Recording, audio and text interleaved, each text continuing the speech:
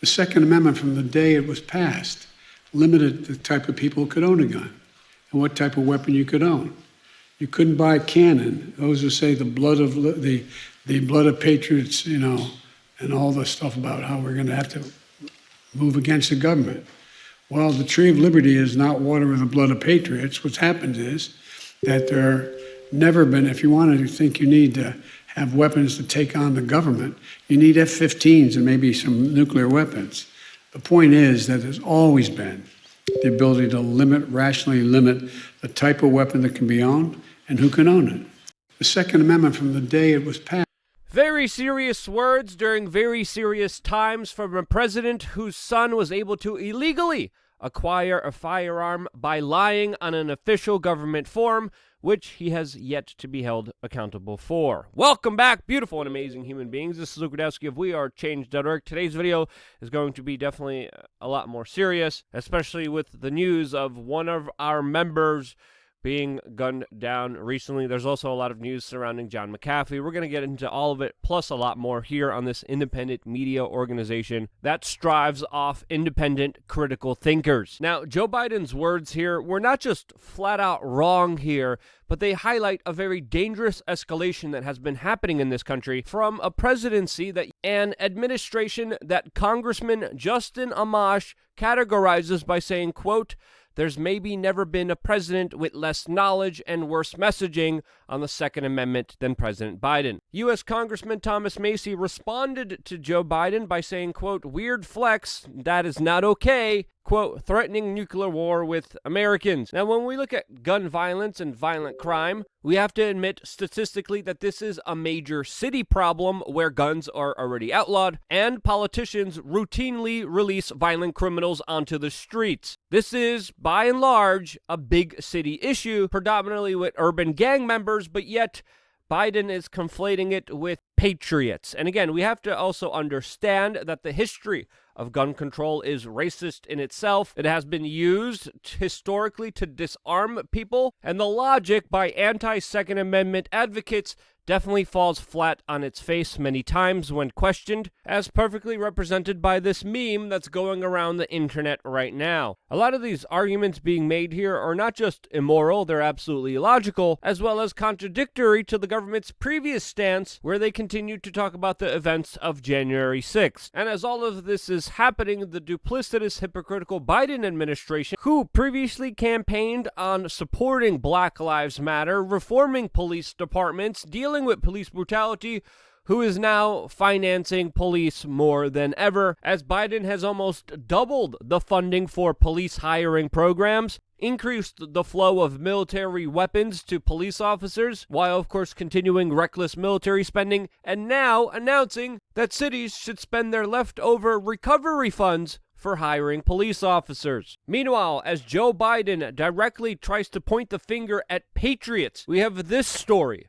of a We Are Change family member who recently lost his life while saving and protecting others. The local CBS news station has called him a true hero who has been identified as a good Samaritan by the police department and is being highly commended for likely saving the lives of many others. His name was John Hurley, and from all accounts, he was a deeply loved and cared about individual, a part of We Are Change Colorado ever since 2011. The local news had this to say about his passing, which is absolutely important context here. As well, but police are calling this an ambush and praising the Good Samaritan, that's 40-year-old John Hurley, for really coming in here and helping to save lives. Now, this all happened around 1:30 in the afternoon Monday. That's when police began receiving 911 calls that shots were being fired and an officer had been hit. Arvada police again describing what happened as an ambush, that the person who targeted Officer Gordon Beasley expressed hatred for police officers, and if it wasn't for John Hurley coming to help by causing a disruption. Our Good Samaritan is John Hurley, 40 years old, from Golden, Colorado. And he is a true hero who likely disrupted what could have been a larger loss of life. And tonight we hear from people who say Hurley's actions truly were heroic. Good evening, I'm Jim Beneman. And I'm Karen Lee. Thanks for being with us tonight. Connor McHugh has been on this story since the minute it happened. Continues our coverage tonight from Old Town Arvada. Connor. Karen, friends described Hurley as an intelligent and kind man who was passionate about defending his personal liberties. Though heartbroken, not one person we spoke to was surprised by what police say he did. In the center of Old Town Arvada, tributes to Johnny Hurley are etched all across the pavement. Messages of love, brotherhood, and gratitude for what he did. He wanted to see a better world. Like, he really just wanted to find the best in people. On Monday, Hurley was at the Army-Navy surplus when gunshots echoed through the area.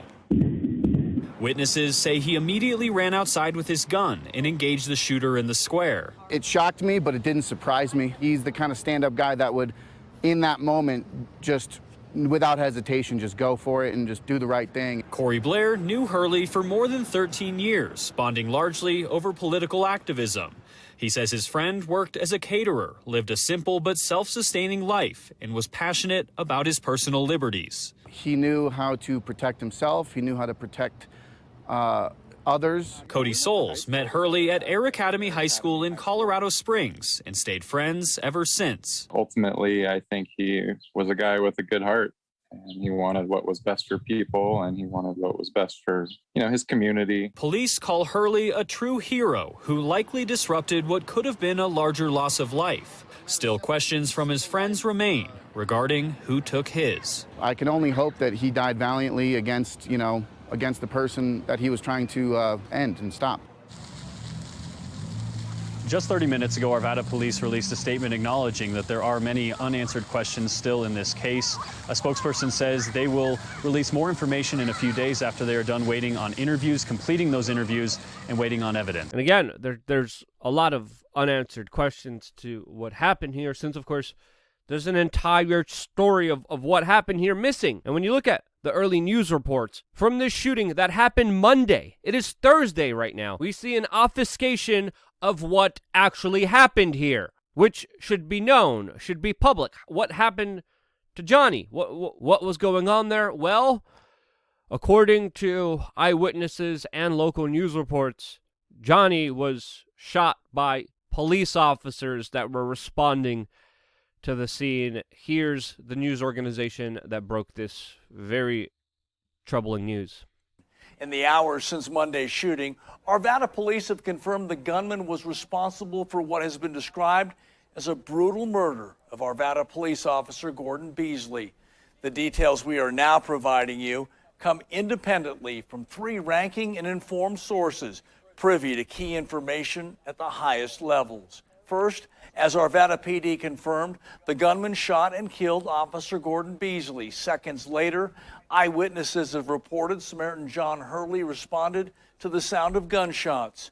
Our sources now confirming it was Hurley who shot and killed the gunman.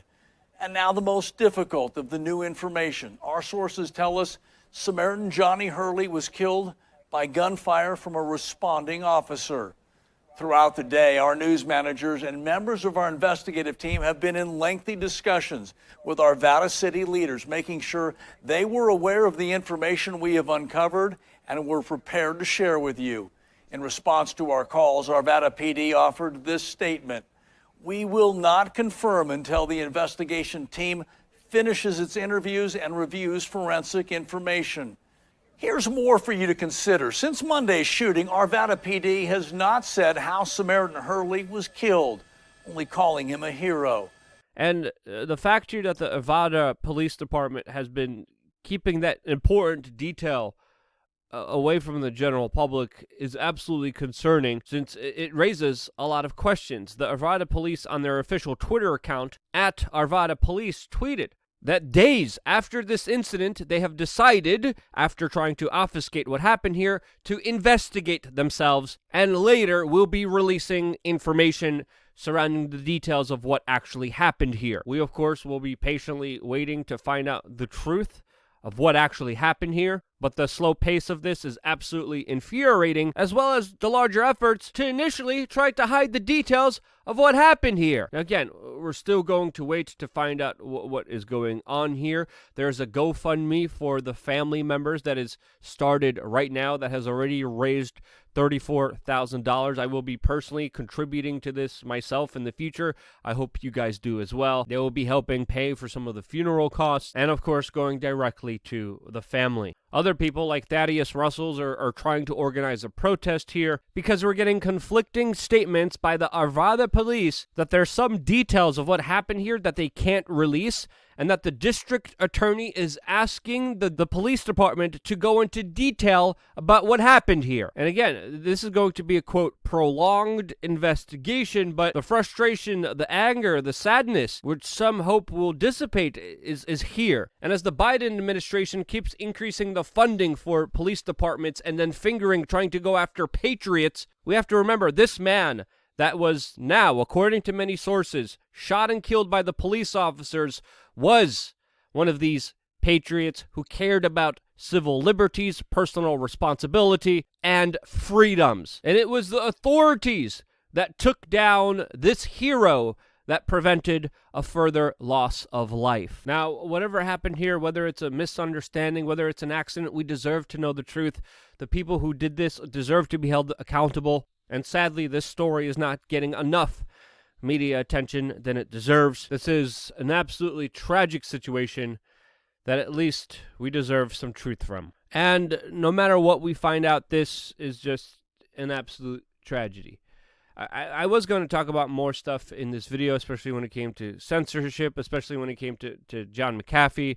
I might do that later today on LukeUncensored.com, but what happened here definitely deserves our full attention. I'm going to stop the video here. I don't think it's appropriate right now to jump to speculations about what happened, even though I know some people have some. I think in the meantime, as we call for accountability, transparency, and push to get the truth here, we should remember Johnny as an amazing human being that wore his heart on his sleeve and will definitely be very missed. He wasn't just a caring hero on that day that he died. He was a caring hero almost every day. And whether it was activism or his music, he lived a life purpose that was sadly cut short. Appreciate the moments in life that you have, because you never know when they will be extinguished. I love you guys. Stay tuned for more here on wearechange.org.